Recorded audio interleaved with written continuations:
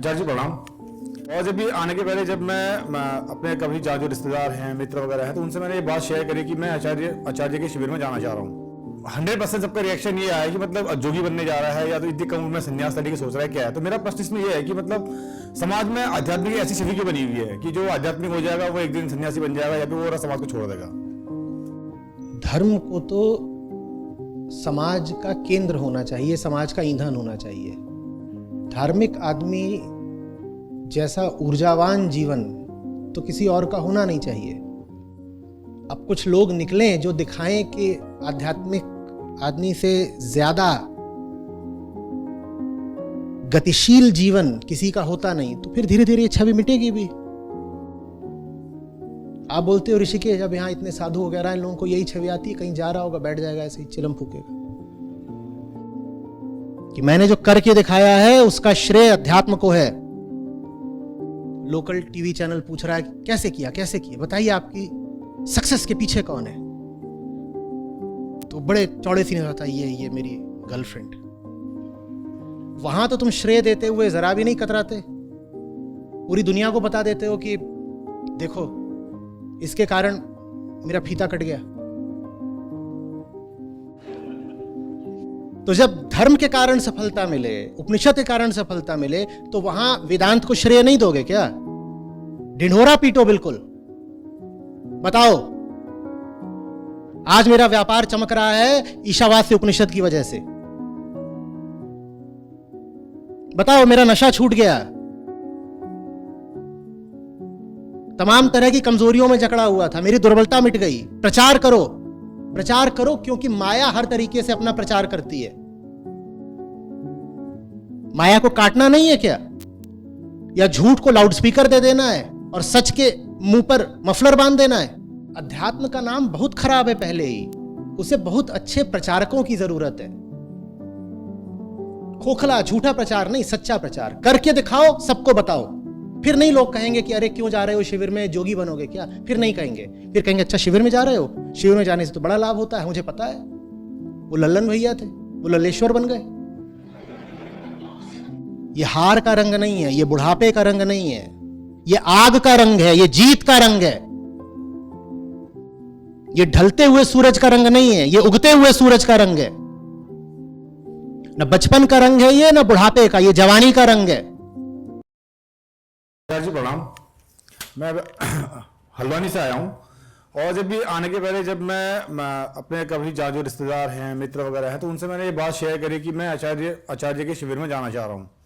तो जिसको भी मैंने बताया तो 100% सबका रिएक्शन ये आया कि मतलब जोगी बनने जा रहा है या तो इतनी कम उम्र में संन्यास लेने की सोच रहा है, क्या है। तो मेरा प्रश्न इसमें यह है कि मतलब समाज में आध्यात्मिक ऐसी छवि क्यों बनी हुई है कि जो आध्यात्मिक हो जाएगा वो एक दिन सन्यासी बन जाएगा या फिर वो समाज को छोड़ देगा। करा होगा लोगों ने ऐसा, इसीलिए ऐसी छवि है।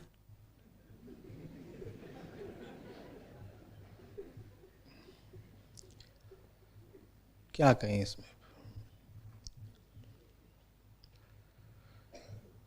धर्म को तो समाज का केंद्र होना चाहिए, समाज का ईंधन होना चाहिए।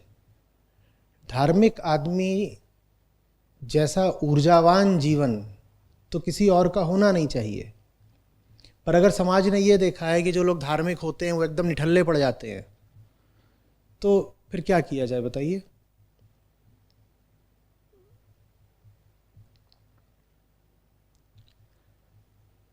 अगर यही अनुभव में आया है समाज के कि अध्यात्म के नाम पर लोग कहीं जा करके पड़ जाते हैं, कहते हैं बस हो गया, जय सिया राम, करना क्या है, ये तो जगत माया है, मिथ्या है, तो फिर ऐसी छवि बन गई है।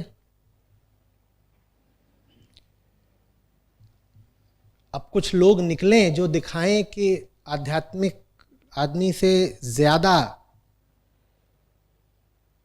गतिशील जीवन किसी का होता नहीं, तो फिर धीरे धीरे ये छवि मिटेगी भी। आप बोलते हो ऋषिकेश, जब यहाँ इतने साधु वगैरह इन लोगों को यही छवि आती है, कहीं जा रहा होगा बैठ जाएगा ऐसे ही चिलम फूकेगा।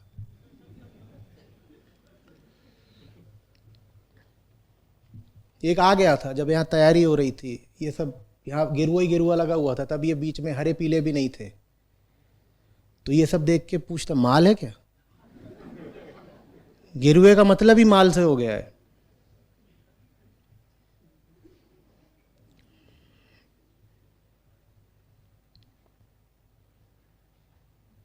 यहाँ पे तैयारियां 2-3 दिन से चल रही हैं, लोगों को उत्सुकता होती थी, बीच में सब इधर उधर क्या के झांकते थे कि क्या होने जा रहा है, क्या होने जा रहा है। तो लोगों की जिज्ञासाएं।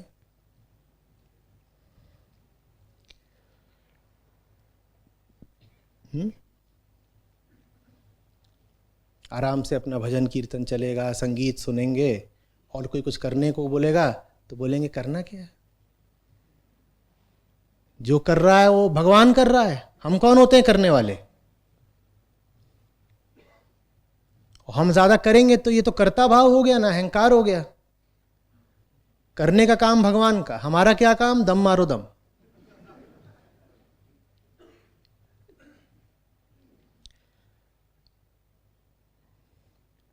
करके दिखाइए, करके दिखाइए, और फिर जोर से प्रचारित भी करिए कि मैंने जो करके दिखाया है उसका श्रेय अध्यात्म को है। क्यों, जब वो अवार्ड लेने जाता है और बोलता है कि फलानी मेरी उपलब्धि हुई है, उपलब्धि क्या हुई है, उपलब्धि यही हुई है कि कुछ भी ऐसे, उसकी दुकान का फीता कट गया। लोकल टीवी चैनल पूछ रहा है कैसे किया, कैसे किया, बताइए आपकी सक्सेस के पीछे कौन है। तो बड़े चौड़े सीने से होता है, ये मेरी गर्लफ्रेंड। वहां तो तुम श्रेय देते हुए जरा भी नहीं कतराते, पूरी दुनिया को बता देते हो कि देखो इसके कारण मेरा फीता कट गया।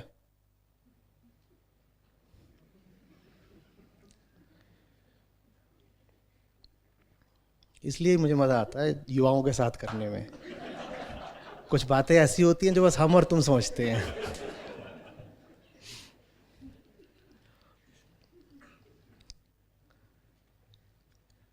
तो जब धर्म के कारण सफलता मिले, उपनिषद के कारण सफलता मिले, तो वहां वेदांत को श्रेय नहीं दोगे क्या? ढिंढोरा पीटो बिल्कुल, बताओ आज मेरा व्यापार चमक रहा है ईशावास्य उपनिषद की वजह से, बताओ मेरा नशा छूट गया, तमाम तरह की कमजोरियों में जकड़ा हुआ था, मेरी दुर्बलता मिट गई। प्रचार करो, प्रचार करो, क्योंकि माया हर तरीके से अपना प्रचार करती है। माया को काटना नहीं है क्या, या झूठ को लाउडस्पीकर दे देना है और सच के मुंह पर मफलर बांध देना है?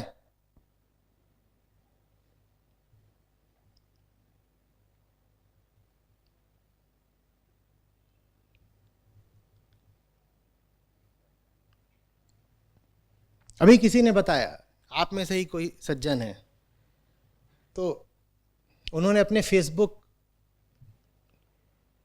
में ऋषिकेश की फोटो डाली है, कल आ गए होंगे शिविर के लिए, उसमें फोटो डाली है उस कैफे की जहां उन्होंने कल डिनर करा। तुम कैफे का प्रचार कर रहे हो, तुम इस शिविर का प्रचार नहीं कर सकते थे? शर्म की बात है कि नहीं? ऋषिकेश शिविर के लिए आए हो और फेसबुक पे डाल रहे हो कि मैं फलाने कैफे में बैठ के डिनर कर रहा हूं।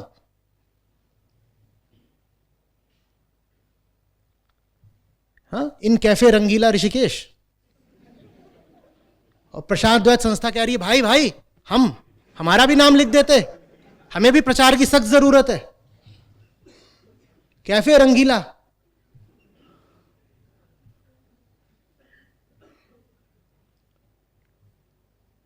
समझ में आ रही है बात?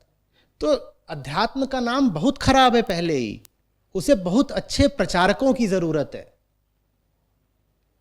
खोखला झूठा प्रचार नहीं, सच्चा प्रचार करके दिखाओ, सबको बताओ।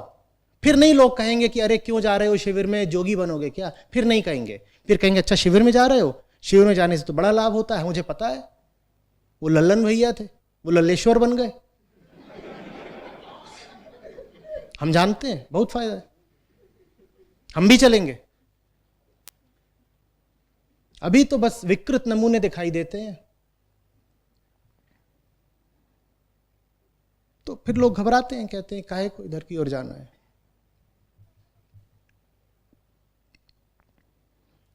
मैं बिल्कुल बिना 1% मिलावट के उदाहरण दे रहा हूं। ये सब जो यहाँ पे साज सज्जा हुई है, कल रात में उस पर बड़ी बहस छिड़ी थी। जितने लोग आते जा रहे थे उनसे हम बस एक सवाल कर रहे थे, क्या यहाँ आप में से भी कुछ लोग बैठे हैं, उनसे सवाल किया गया, और रात में आए थे घूमने, कि ये सब कुछ कैसा लग रहा है। और कल रात में यहाँ पर बाकी सब रंग नहीं थे, पीछे अभी जो कुछ भी कर दिया ये नहीं था, यही गेरुआ था बस। जितने आते गए सब ने यही बोला, अच्छा नहीं लग रहा। और मैं और पूछता जा रहा था और मुझे मालूम था अच्छा क्यों नहीं लग रहा, क्योंकि सबकॉन्शियसली हमारे मन ने गेरुए का संबंध अकर्मण्यता से जोड़ लिया है, गेरुए का संबंध धर्मांधता से जोड़ लिया है, गेरुए का संबंध तमाम तरीके के निम्नतर मूल्यों से जोड़ लिया है। तो ये गेरुआ ही गेरुआ था। जिससे भी पूछा, फीडबैक लिया, सब कह रहे थे कुछ जम नहीं रहा, जम नहीं रहा, पर्पल लगाओ ना, पर्पल। पर्पल लगा कि नहीं?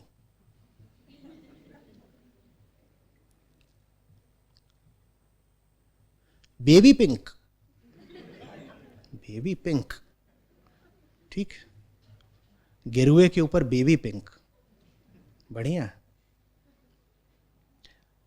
लोगों का दोष नहीं है, गेरुए का दोष है। जिन्होंने गेरुआ धारण करा उन्हीं का दोष है। और गेरुए को ही अपना सम्मान स्वयं वापस पाना होगा। ये कोई हल्का रंग नहीं है, ये बहुत जबरदस्त रंग है, ये ऊंचे से ऊंचा रंग है। पर इसका नाम खराब हो चुका है, इसे इसका गौरव वापस दिलाना होगा।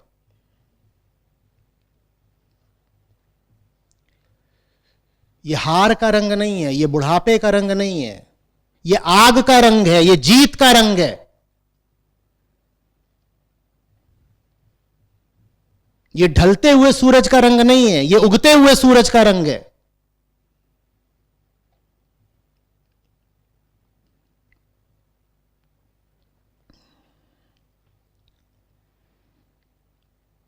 न बचपन का रंग है ये, न बुढ़ापे का, ये जवानी का रंग है।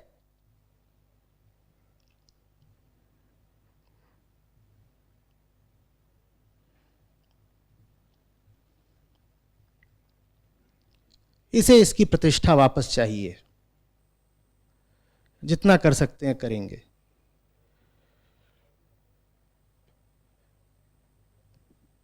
मैं प्रतीक्षा करूंगा उस दिन की कि जिस दिन आप यहां प्रवेश करें और आपको गौरव की अनुभूति हो।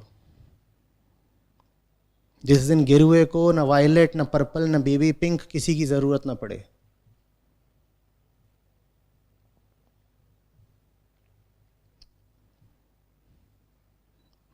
और उस दिन फिर कोई आपसे पूछेगा भी नहीं कि अद्वैत महोत्सव में क्यों जा रहे हो।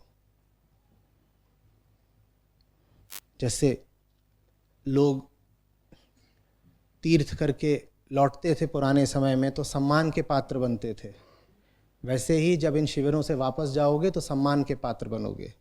लोग घेर के पूछेंगे, बताओ बताओ क्या जाना, क्या सीखा, क्या किया, क्या लेकर के आए हो, किताबें दिखाओ। अच्छा इतनी किताबें लाए हो, अच्छा एक हमारे लिए, एक उनके लिए, एक उनके लिए। पूरे परिवार में दूर दूर तक बांटोगे।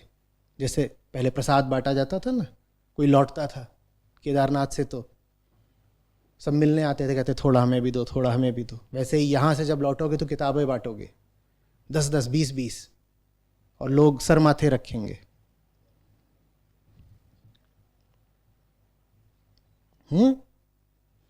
लल्लन भैया का ब्रांड बदल गया, कैंप करके आए तो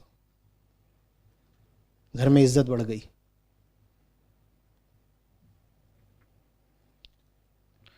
श्रम लगेगा, करेंगे।